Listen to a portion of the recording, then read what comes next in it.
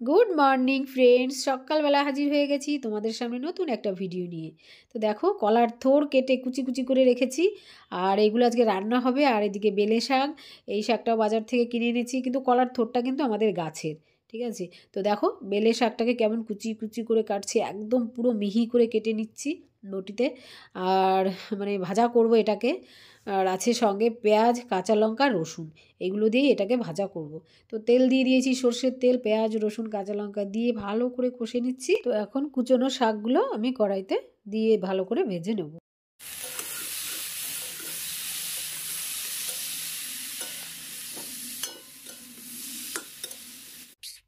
তো মাছের ডিম ছিল ঘরে, তো সেই মাছের ডিমগুলো দিয়ে আমি এই বেলে শাকটাকে রান্না করছি।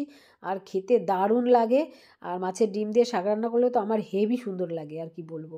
তো যাই হোক, আমার শাক নামানো হয়ে গেছে, আমি এদিকে একটু চা বসিয়ে দিয়েছি। আমার একটা অভ্যাস আছে, মানে রান্না করতে করতে আমি একটু চা না খেলে ভালো লাগে না। তো এদিকে চাও বানিয়ে নিয়েছি, আর এদিকে রান্না করব কলার থোড়।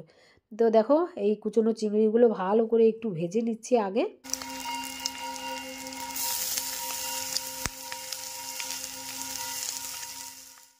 তো কুচিয়ে রাখা থোড়গুলো আমি দিয়ে দিলাম কড়াইয়ের মধ্যে, আর এটাকে একটু ঢেকে ঢেকে রান্না করব। এটা রান্না করতে কিন্তু অনেকটা সময় লাগে।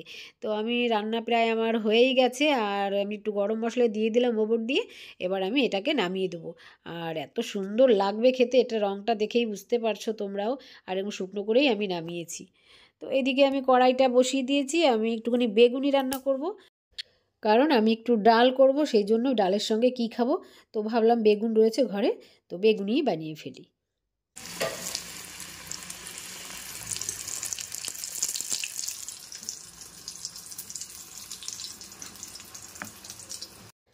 তো আমার বেগুনি ভাজা কমপ্লিট হয়ে গেছে, আর আমি এখন ডালটা বসিয়ে দিয়েছি। আর ডালটা হতে অনেকটা সময় লাগবে, তো সেটা তোমাদেরকে দেখালাম না। তো যাই হোক, ডাল রান্নাটা আমার কমপ্লিট হয়ে গেছে, গ্যাস অফ করে দিয়েছি।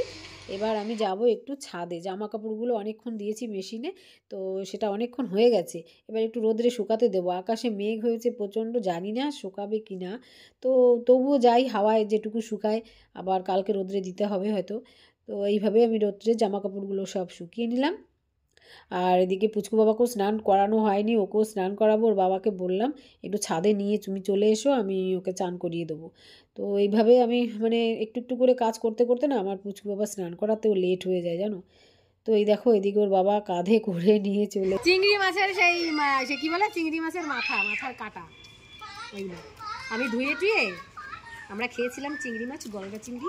তো ধুয়ে টুয়ে এগুলোকে ছাদে মেলে দিয়েছি। কোনো গন্ধ বাতাস কিন্তু কিছুই নেই, সাবান দিয়ে ধুয়েছি। তো দেখো,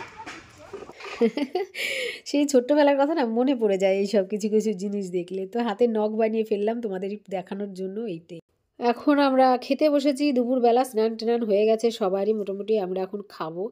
তো রান্নাবান্না তো সবই তোমাদেরকে দেখিয়েছি। আমরা কি রান্না করেছি আজকে, কোনো তরকারি নেই, শুধু ডাল, বেগুন ভাজা, আর চিংড়ি মাছ দিয়ে সেই থোড়টা রান্না করেছিলাম, আর শাক ভাজা মাছের ডিম দিয়ে করেছি। ঠিক আছে, এটাই আমাদের দুপুরের আজকে মেনু। তো চলো খাওয়া দাওয়া করা যাক। আর আমার সোনা বাবাকে খাইয়ে দিচ্ছে ওর দিদি বললো, মানে নবনীতা বললো, মা আমি পরে খাবো, ভাইকে খাইয়ে নিই, আমার খিদে নেই সেরকম। তো যাই হোক, ও পরে খাবে বলে ওর বাবাকে আগে খেতে দিয়ে দিই। আর সানাকে তো মানে ডেকে ডেকে অস্থির হয়ে যায় প্রত্যেকটা দিন খাওয়ার সময়। ও এই আসি আসি আসি করতে করতে মনে ও আসবে সবার লাস্টে। তো ভাত আমি বেড়ে রেখেছি, অথচ ওদের কোনো খবরই নেই। তো যাই হোক, ও বললো আসছি, ঠিক আছে দেখি কখন আসে। তোর বাবাকে ভাতটা বেড়ে দিয়েছি, খেয়ে নিই, মানে বেলাও অনেক হয়ে গেছে, প্রায় 2টো বেজে গেছে। তা কাজকর্ম করতে করতে না এরকমই আমার লেট হয়ে যায় জানো, খাওয়া দাওয়া সব কিছুতেই কী করা যাবে বলো। আর তো আমিও ভাত বেড়ে নিই, আমারও ভীষণ খিদে পেয়েছে। আর ভাত সামনে রেখে আমিও বসে থাকতে পারি না, খেয়ে দিয়ে তারপরে সব কিছু। সোনামা এখন এসেছে খেতে, বলছে কি রান্না করেছো। ও আবার এটা খাই না সেটা খাই না, ও শুধু ডাল খাবে, আর বেগুনি করেছিলাম সে বেগুনি খাবে। বললাম যে শাক নেই, তারপরে চিংড়ি মাছ দিয়ে আমি থোড় রান্না করেছি, ও বলে আমি ওগুলো কিচ্ছু খাবো না, ও চিংড়ি মাছটা খেতে চায় না। এটাই হচ্ছে ওর দোষ। দেখো চিংড়ি মাছ খেতে কত সুন্দর লাগে না, আমার তো ভীষণ প্রিয় চিংড়ি মাছ। আর ও একদমই চিংড়ি মাছ খাবে না, ও শুধু চিকেন খাবে, আর ওই ডাল খাবে, আর মাছ ভাজা থাকলে ভাজা মাছটা দিয়ে ভাত খাবে। এটাই হচ্ছে ওর খাবার। তো আমার পুচকু বাবাকে এখন খাওয়াচ্ছে, ওর খাওয়া হয়ে গেলে ওকে ঘুম পাড়িয়ে দেবো।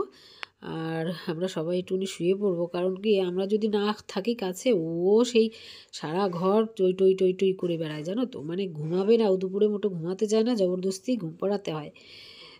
আর রাত্রেবেলা সন্ধ্যা হওয়ার সাথে সাথেই ঘুমিয়ে পড়ে, আর সন্ধে হলে ঘুমিয়ে গেলে ব্যাস আবার 8টা 9টার দিকে উঠে যায়।